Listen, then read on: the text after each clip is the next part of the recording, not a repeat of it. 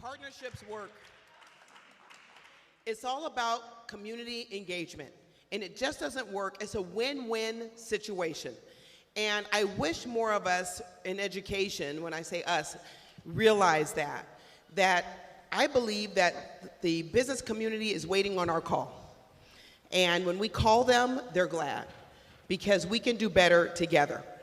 And so I just want to encourage all educators. Please raise your hand if you are an educator here. All right, very good. Well, I learned something about the word education. Marty, where are you? Here's Marty. He teaches me. Marty, raise your hand again. Okay, there's Marty. He taught me the root word of education. Everybody say ejuke. Ejuke. No, you gotta say that with like some, say ejuke.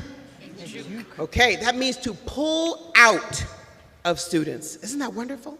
That is our job, to pull out talent, to pull out knowledge, to pull out creativity, to pull out possibility. Oh my God, are you guys excited about?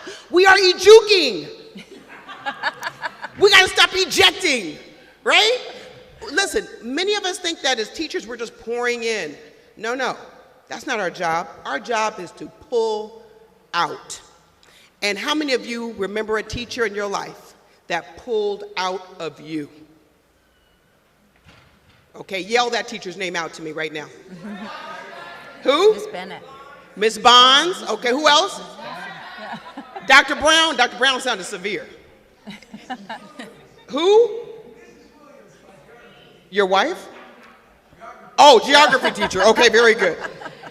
That's right. I remember. Hey, how many of you remember? Listen, it was a teacher that did it for you, and you'll never forget it, right? So that is our job today. So we are excited to have our next panel session that is going to ejuke something out of us, and that is women in investment, education, technology, and entertainment. Women are running the world. Sorry, men. We're out there. I turned 50. Everything about me is getting bigger. Anyway. Moving on. In a great way. I'm excited about that. Investing in the future. I think the biggest thing that's getting bigger for me is just my ability to take a risk. In fact, look at somebody and say, it's time for you to take a risk. This is it. You cannot grow if you don't take a risk. And we're going to hear from some great women who have taken many risks in the name of good. And so we have some individuals who I'm going to allow the moderator, the wonderful, very intelligent, beautiful moderator who's going to come, Hannah Bolt, who is the chair, entertainment and sports section, PRSA, and moderator of today's panel. Let's give her a big round of applause, Miss Hannah Bolt.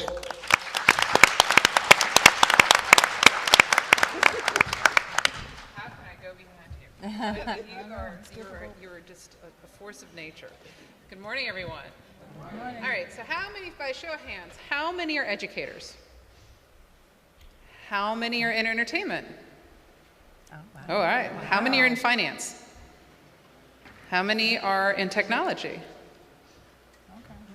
And how many just like to have fun? You better all put your hand up. Well, today's panel is fantastic. Thank you, Jackie.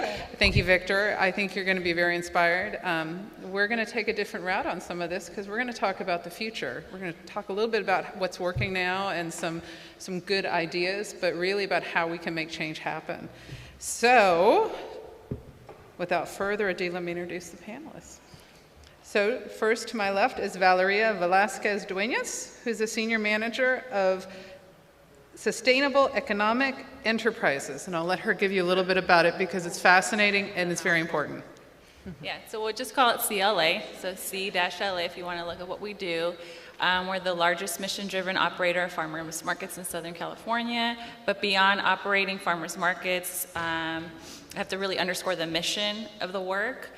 We do run the Hollywood Farmers Market, which is the largest farmers market of the city of LA. It's our flagship market, but we also have nutrition programs, food access programs to make the markets more affordable to low-income members of the community, and a program focused on food entrepreneurs, which we'll be launching shortly in a month or so. So we're really busy working behind the scenes to making sure that our launch is a success. But that's where some of the topics we'll be discussing here comes in, because there's a large number of women food entrepreneurs in our network of farmers markets that are looking to be sustainable in the markets, grow out into brick and mortars, and then a large percentage of women of color and people of color in general. And then another hat that I wear is co-founder of Across Our Kitchen Tables, which has been around just for 2.5 years at this point. I founded it with 2 colleagues who were also working in food systems to support and showcase the work of women food entrepreneurs, particularly women of color. Next to her, if you're a sports fan, she's one of the leading female executives in sports, Nan McGrail. She's the Senior Vice President of Partnership Activation for your Los Angeles Kings. Thank you. So I'm the Senior Vice President of Partnership Activation for the LA Kings. And though I work specifically on the Kings, I'm part of the Global Partnerships Division within AEG, which is our parent company. If any of you don't know what partnership activation is, basically I oversee the 80+ sponsorship deals that our team has with various brands. No 2 deals are alike. Some of them are high maintenance, some of them are low maintenance, but it's no 2 days are alike, and it's very interesting and fast-paced, and I work with great people. It's a male-dominated industry, so I feel special and fortunate to be a part of it. And for those of you that raised your hand for finance and technology, please make note of our next guest. It's Barbara Bickham. She's the CTO and Managing Director of the Women's Innovation Fund and one of the leaders in finance and technology and all things that intersect it. Thank you. My name is Barbara Bickham. I am actually the founder and managing director of the Women's Innovation Fund and Accelerator. We do 3 things in that fund. We're an Opportunity Zone Venture Fund. We're raising $100 million to powder companies. We use co-working and acceleration techniques on emerging tech. So we concentrate in the blockchain, AI, AR, IoT spaces and all intersections of those. Those are kind of the companies we look at. The second kind of criterion that we look at is you have to have a gender balanced C-level, equal amount of men and women at the C-suite. We'll take a few more women, a few less men, but we like balance. The third thing we do in that fund, which makes us very unique, is we use sustainability models to monetize that fund. That could be environmental, that could be like women balance is a part of it. It could be job creation for underserved communities, which is kind of the Opportunity Zone piece of it. So we use some of the 17 criteria around the UN that's out there to kind of make our fund different than most Opportunity Zone funds. Our fund actually is about to get many awards, which is kind of amazing. So be on the lookout for that, but that's kind of a short summary of that. Next to her is the most amazing Miss Beth Kearns, who's a venture partner in Touchdown Ventures. Again, for those of you looking in finance and technology, she's your girl. That's true. So I'm currently a venture partner with Touchdown Ventures, and what we do is we partner with large corporations to develop and execute on their corporate venture capital programs. So actually Fox, where I was previously, was one of their clients, and so to give you a sense of what corporate venture capital is, it's just an opportunity for large organizations to tap into all of the wonderful innovation that's happening within the startup community to help accelerate their internal strategic initiatives. And so I spent 16 years at Fox doing various jobs within a very large media organization, and I ran business development and innovation initiatives, our corporate venture capital investments, as well as technological advancements within the enterprise itself. So I had a wonderful career there and was able to then tap into a whole different part of the marketplace and focus in on venture investing. And so now I've made the transition to focus on that right now. And at the very end of the table is Ms. Sonia De La Fosse, who's a senior manager of educator programs at Microsoft. For all of you educators out there, she is someone you definitely need to know. Thank you. Yes, so I've been at Microsoft for 5 years. I spent 21 years in public education in Washington State before joining Microsoft. My background was I was a math teacher, And then I was an assistant principal and finally a technology coordinator for a school district. And now I manage all of our teacher engagement programs. How do we support teachers and help them do amazing things, engage students? How do we, I work really hand in hand with our engineering team on ensuring that the tools that we're developing are truly beneficial for teaching and learning experiences. I work with our marketing team. And because I actually have that on the ground experience in schools, I'm able to provide that like kind of real world, this is really how that's going to run down or how it's going to show up in front of teachers or if it's actually going to be useful or not. So it's been an amazing journey to get to where I am. I feel very lucky and I work with a ton of amazing, brilliant women. In fact, the team I work on is 100% women, which is quite unusual at Microsoft, and I feel really lucky to be surrounded by strong, great women. And at Microsoft, we still have a long way to go getting more women into the high level, the C-suite, so to call it. So one of the topics that we had a lot of discussion about before we came in here was that of balance and culture, and not just work-life balance, but workplace balance when it comes to equality, inclusivity, and diversity within the workplace. So I'm going to ask this as an open question to the panel. Does equality mean balance? And where are we when it comes to building equitable and diverse workforces out there from both the C-suite down to entry level? Do you want me to take that? You start right away. I'll go first on that one because I have a couple of balance stories. The reason why we believe in balance is because we see life as balanced. You know, there's not, you know, as much as we love Wonder Woman, it's not, there's no, I mean, place like that that I know of. I haven't found it. And then, you know, so we think that life is balanced, so that's why we do balance. But if you think about in technology, I'm actually also in a CTO forum. There were 4 women when it started, now there's 8. But there's still a very disproportionate amount of men, like over 300. So if you think about balance, how do you balance things back? You have to include the men, and you have to have men helping you foster in the women. And so that's kind of why I look at balance, because it's always been imbalanced. I mean, I've been in the technology my whole entire life. So I've been in the complete imbalanced place. So the reason why our fund existed is we looked at things and we said all the statistics are proving if you have women at the C-level, your company's more profitable. If you have women at the C-level, you're raising more money. If you have women at the C-level, your culture is better. So the fund came about because of that, and we're 2 women, we're 2 diverse women. If you look at our website, WIFAX, WIFAXVC.com or WIFAX.vc, you can see we are balanced. And actually, we have a few more women there than men, and a few of the women we couldn't surface. And so balance is important because in order to create the next set of investors, how are you going to do that if they're not at the C-level or at a level where they can be on a board or at a level where they can kind of move to the next level of their evolution in their life? Because you got to think about it, we're here for so long, and you want to have the ability to try and do and be other things. Like, what's the next natural evolution? If you were the CEO or female CEO of a company, what's your next evolution? You're going to be on a board, you're going to start powdering things, you want to become an investor. So how do you go about doing that? So that's kind of what we're trying to help create in the WIFAX. For me, about 20 years ago, so before I went to Fox, I worked in a small venture capital fund just out of business school.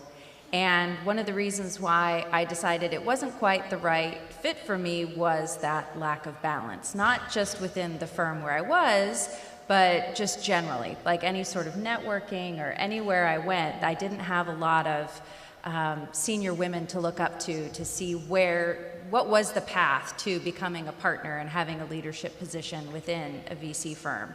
And so we're still seeing that within the VC community. There's a lot of discussion around this because at the analyst and associate level, you have more balance. You have, I mean, it's getting better, you know, maybe 30, 40, maybe hopefully upwards of 50% of those people are women, but where it really starts to drop off is as people are elevated within the firm. So the check writers the percentage of women gets down into the teens, which then in turn, impacts the types of companies that people invest in, because women are more likely to invest in other women. So it's the whole ecosystem, right? And so coming back into the world of VC again at the level I am and with the experience that I have, it's really important for me to think about how do I help the younger women in my firm get to where I am, because I just didn't have that type of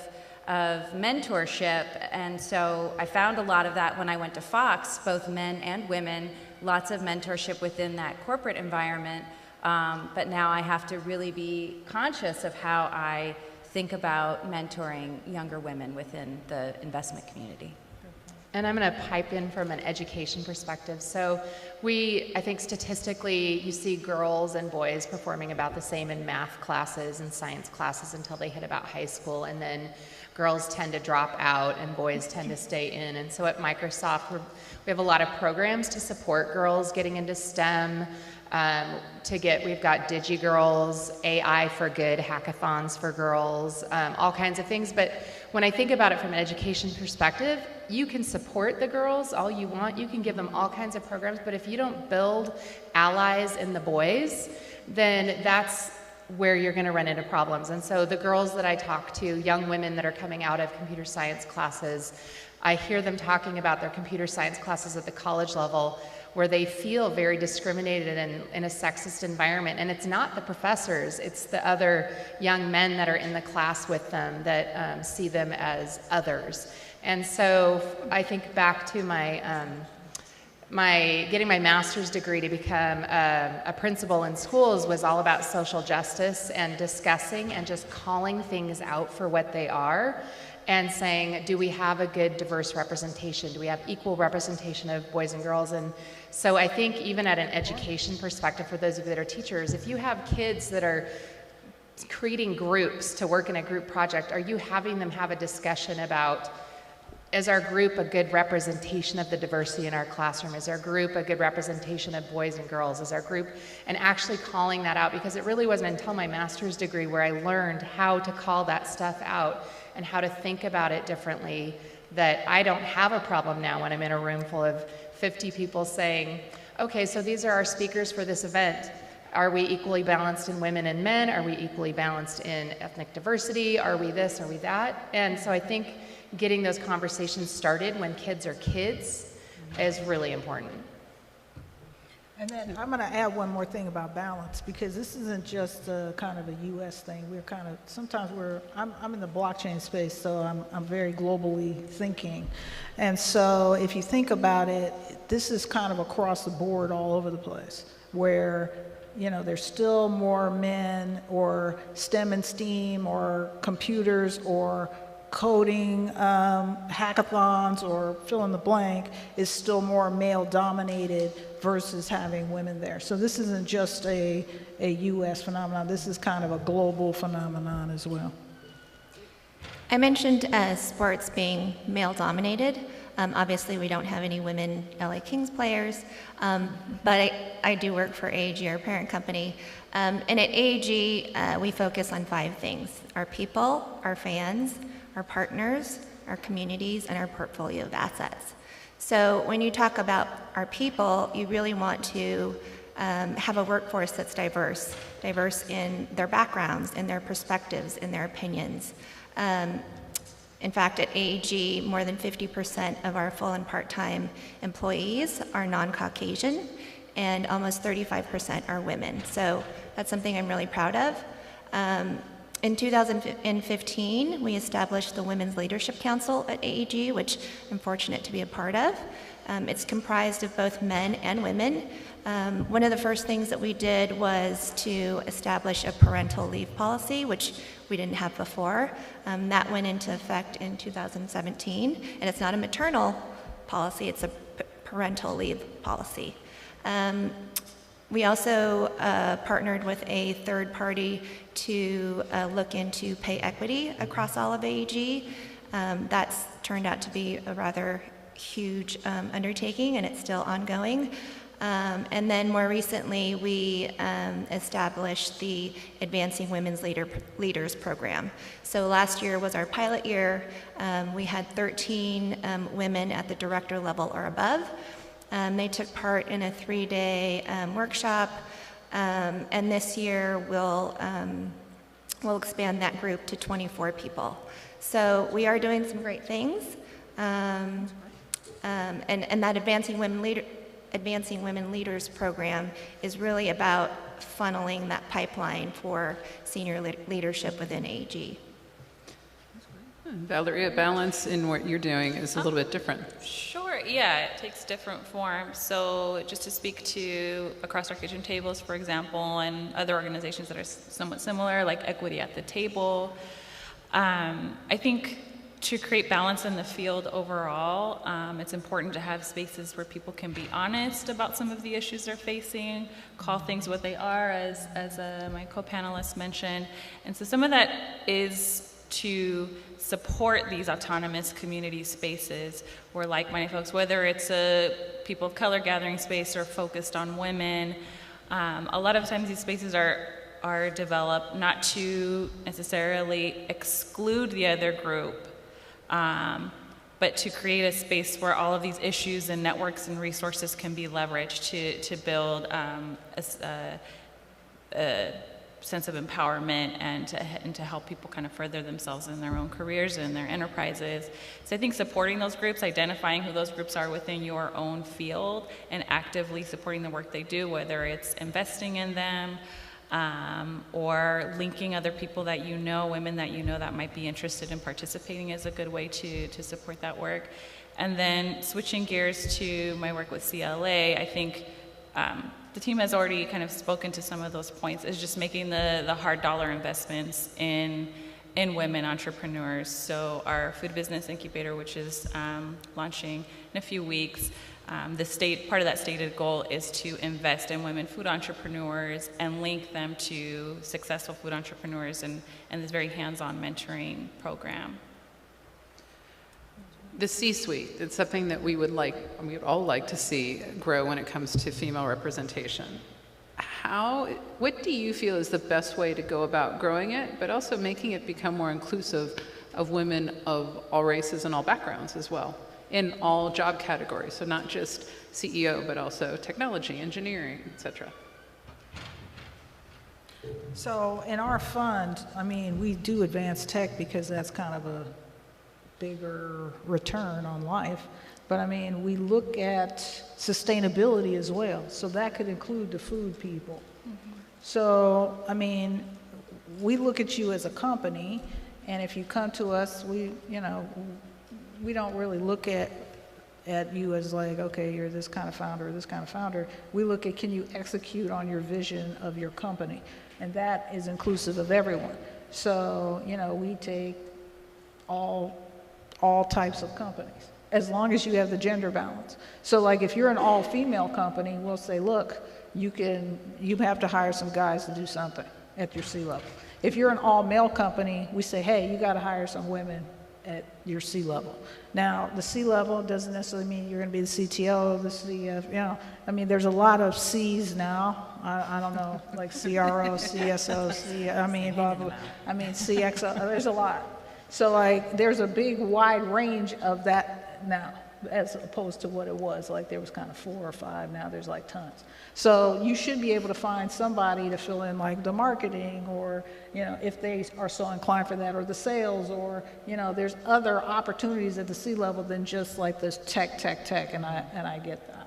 So that's kind of how we look at the balance. And I really believe that when there's like, for example, we have an opening on our team currently, and instead of just trusting magic people to fall into place, take a look at our team and say, what are we missing? What views are we not representing? What's missing from our team? Can we go out and seek candidates and recruit and like send, somebody, we're looking for somebody with this background, or somebody, our team is too white, we need people of color to be on our team, or our team is too female, we need a male on our team. to actually go out and look for that and invite people to apply. The only reason I'm at my job is because I was invited to apply for it. It didn't occur to me to apply for my job. And I think a lot of people, and especially women, are in that place of feeling, gosh, you know, I just don't have the resume or I don't have the credentials to go there, but an invitation to apply will suddenly make them. And how do you coach a woman or someone of a different background to feel confident, to grow confident, to interview well?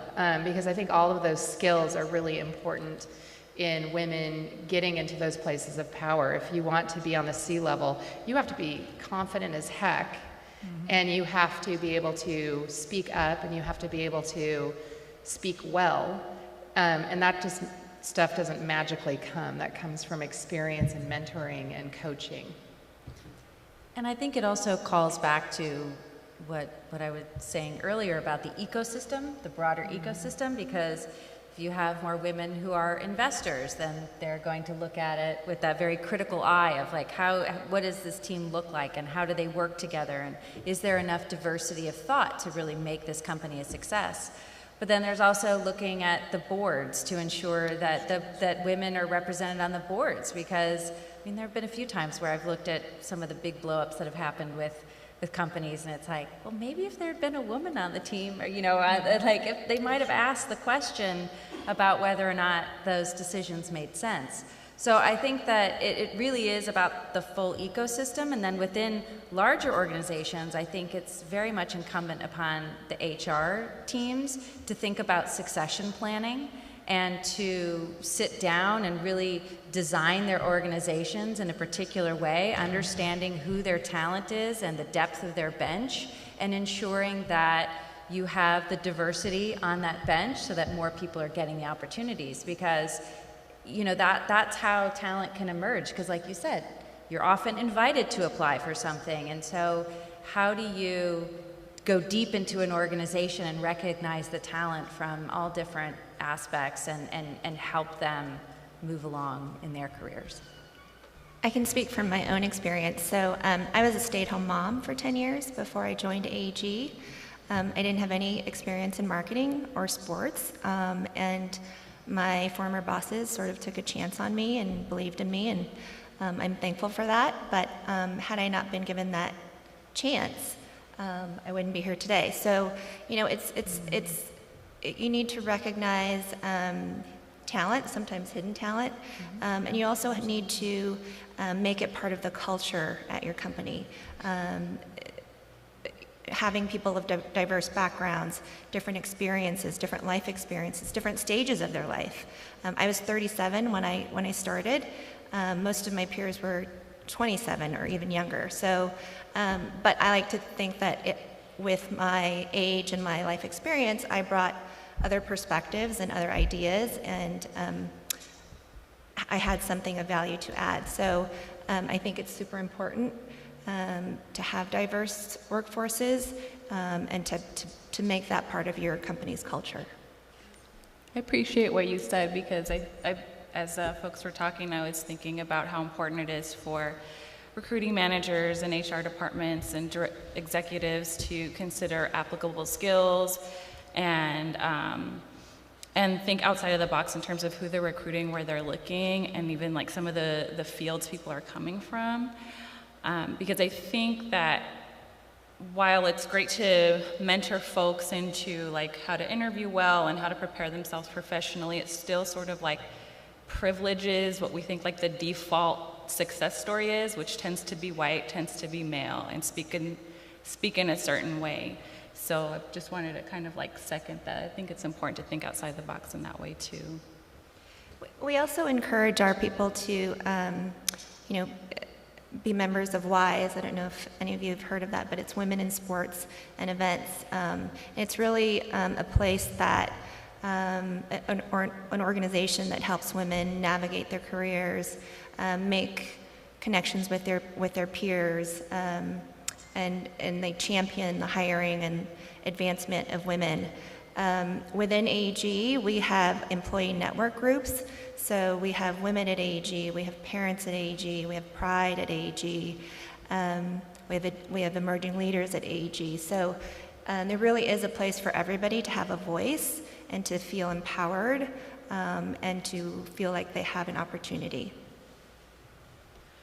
One of the things we talked about is how we actually go about having more balance and diversity. So one of the two subjects that came up was, one, is it inherent in people right now to have inclusivity and diversity, or is it something that needs to be mandated so we can actually start to truly see a balanced workplace across the board? Ladies? I think mandates are sometimes what you need to do. I mean, as evidenced, by our recent history in the United States, there will always be sort of these forces that are looking to dig into the past and scale back the progress that's happened in the last couple of generations. So I think that those mandates need to exist for many reasons. But I think some of these things can also be taught, like when we're talking, taking a step back and looking at individual corporations and organizations and just speaking to that. A colleague of mine is doing great work to teach male allyship in male-only groups and spaces at universities, at larger corporations. It's called the Real Talk Project, so I highly recommend that you look into that if you're interested in bringing that sort of training into your space. And that's also going back to that point about supporting spaces where people that have similar qualities, whether they're all male, all people of color, all women, et cetera, because that's where some of like the meat comes in and some things that people might not be comfortable with about speaking to if it were like a mixed group, for example. So I'm fully supportive of male groups also getting together and talking through those issues and trainings and things. And it's trainable. Absolutely, it's trainable. If it's not trainable, we're in trouble. And I think, but it takes concerted discussions, and it takes open discussions, and it takes creating an atmosphere of the fact that it's okay to call it out for what it is. I think I think back to my master's degree experience in which I had people of all diverse backgrounds coming and sharing their stories so I could understand diverse perspectives better, because I have my very siloed perspective on how I was raised, and so I think that's really important. And I think helping men feel comfortable in calling it out, saying, there's too many men here, what are we going to do about that? Right. And I think for men it can feel uncomfortable, at least the men that I've talked to. They have a hard time. I actually had a man ask me not too long ago, can a man be a feminist? And I thought, of course. Like, 100%. Why not? Like, why, just like we should all be, like I can support LGBTQ, I don't have to be that, but I can support it. I can support all kinds of things that I am not. And I think helping men feel that they can be supportive of women and supportive of helping women grow is really important and something we need to look at strongly in our society. And I think that also speaks to other types of mandates, whether it's parental leave and really allowing men to lean into that and to take the time, because so that the burden doesn't always fall on the mother to take that time off. But then also just creating a culture where you encourage men to be parents too. I mean, I still have seen different people within various organizations say like, wait, you're going to take 2 weeks off, and to a man, and that's just not fair, because we in the home we need that balance too, and it's all about an ecosystem, a really robust ecosystem that can support every individual to be the best that they can be, and so recognizing that sometimes gender lines and what we stereotype as gender is much more fluid, and we should be able to take on different things at different times and not have to think about what exactly our gender is determining us to be. I love that. I think too, again, from an education perspective, when people say, oh, but men can't be kindergarten teachers or men can't be nurses, why not? Like, men are equally capable of being nurturing, and it's our historical place that says women are the nurturers and the mothers and the main caretakers, and I think that definitely has to change for us to become equal, because when the kid is sick, who's usually the first one to stay home? And when you get up to that C level, you're doing a lot of traveling, you're doing a lot of other things. That And goes back to the ecosystem support. so you need, everybody has to be on board. Must have that ecosystem support. So, yeah, I raised my son by myself, and I was running a company as well, so that was fun. But, I had a lot of support. So that ecosystem and, your family, your ecosystem, your friends, it's a lot of different elements to having support. And, I was very supported and have been very supported in my career as a technologist. I mean, I was very fortunate to be mentored by many very forward-thinking men. So I'm grateful to them for that. Let's see. What else was I going to say? We were talking about... Is it trainable? Is it trainable? Or does it need to be mandated? You know what? Just like everything, it's partially trainable, and I believe we also need mandates. I mean, had we not had the suffrage, we wouldn't be voting, like as women. So I mean, there's just some things that it makes sense to mandate, and other things mandate and train. I think we need the combination, because we didn't talk about it yet on this panel about unconscious bias, and we all have our biases, and we may not always be aware of what they are. And I think. I commend you guys by saying, look, we can just say what we need to say. Like, let's quit being so politically correct about everything all the time and just say, this is what it is. And when you kind of name it, you can say, here's how we can solve it. Because I don't think we can solve it if we're not honest about what we're really trying to solve either. So I believe that you can kind of do both. And I think you can train in subtle ways too, because when I'm thinking about how a lot of people are beginning to use their preferred gender pronoun under their signature, and that may be like a result of like an overall strategy that a particular organization may undertake to recognize that and make space for that. But like me being on the receiving end of that email begins to like get my wheels turning and train me a little bit to think about things in that way, and then maybe spread that to folks within my organization. So there's also that subtle training, I think, that takes place. It's just this like the assumed way that we do business. And also sometimes, men don't see it. They're not doing it. It's an unconscious bias, and they're not meaning to do it. They don't see it, and sometimes it takes calling them out on it to make some change. So, I think it's trainable. I think sometimes you just have to make people aware of it and give them the tools and give them ideas on how to fix it. And I think too, like at Microsoft, it's very much a part of our culture now that we're nowhere near where we need to be in terms of gender equity, and yet it's something we talk about all the time. And in fact, our annual goals, we actually had to say, how are you this year going to go out of your way to improve the diversity or to be more equitable? And we had to state that, write that in our annual goals this year.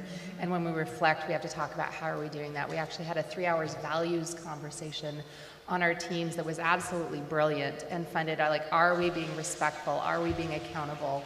And I think that was definitely mandated by the senior leadership. And it's trickled down because it has to be. The senior leadership has to say, this is an important part of who we are as a company, and you, if you're going to work here, need to believe it, and you need to breathe it, and you need to own it. And I actually had a boss a number of years ago say, if you don't believe it, I'll help you write your resume. You can go get a job somewhere else. And so I think I just feel really lucky to work for a company that believes in diversity, believes in equity, and sees as a core part of how can we create tools for a world if our company doesn't represent the world. Very important.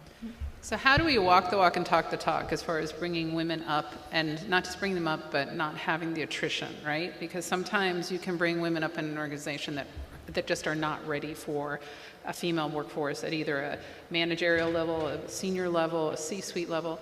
How do we collectively learn to pull each other up and obviously continue our career path so that we're inspirational, right? But also make sure that we're not being so short-sighted as to that we're going to have a huge attrition when they realize that the culture doesn't match the speed by which we might be able to come in.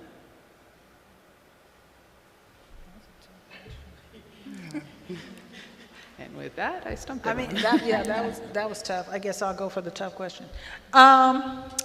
I think on our side, we are walking the talk. Like we say, hey, we're gender balanced. We are gender balanced. My partner is a Latina person. I'm an African American person. We have, an equal amount of men and women. We actually have more women than men. We can't service some of the women because of their jobs.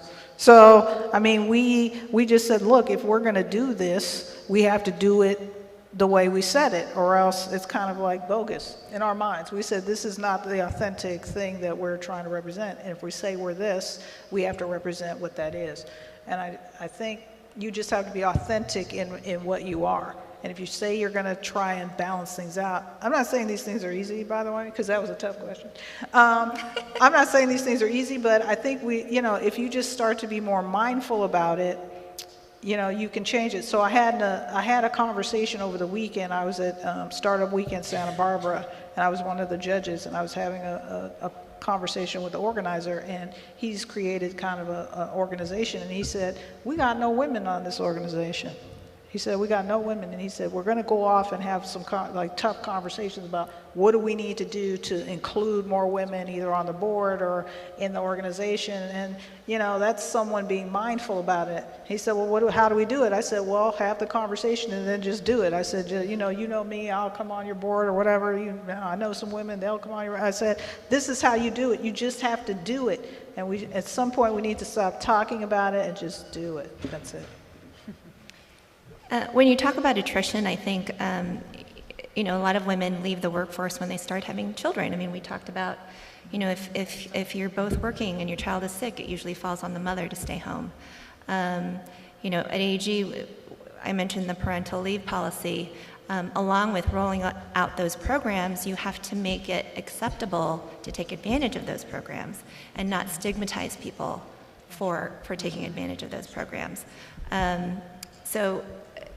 It really is from top down. You have to encourage people to take advantage of those programs, and that's how you will retain talented women, and that's how you'll attract talented women. And I think, too, the other thing that popped in my head was in education, to become a principal, you have to go to school and you get trained on how do you actually lead people, not how do you manage a building, but how do you foster and cultivate the people that are the teachers in your building. And that's like a skill that you are trained on and you continue going to school for. And I feel like in the corporate world, that's definitely a lot of people end up as managers because they were good at their jobs, not because they're necessarily skilled at leading people, which is a very, very difficult thing to do well.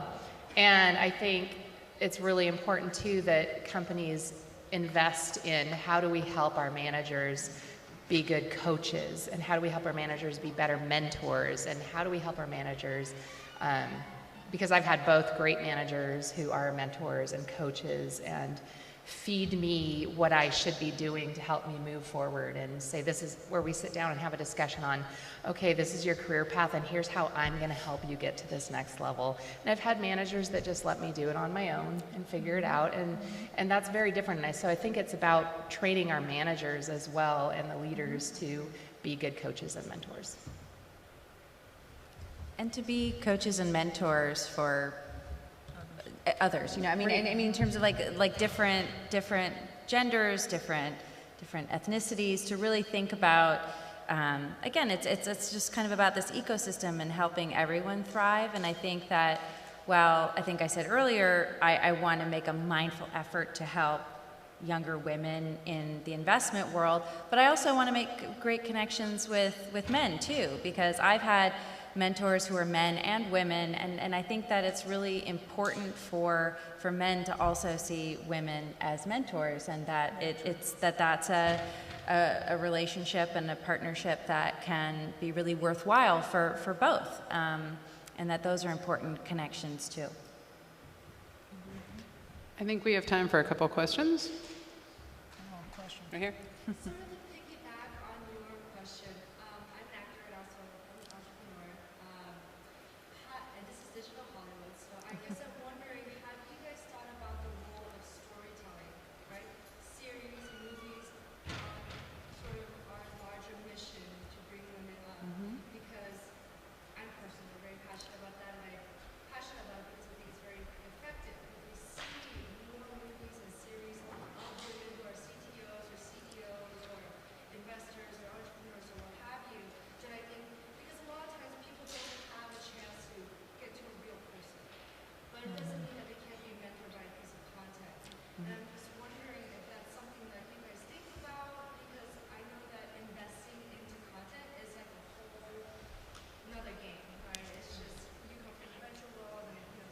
I've invested, I have another, I have a life in content as well. We all Yeah. had other lives. Yeah, and when I was at Fox, certainly, too. Yeah, you were at Fox, so you know all about Yeah.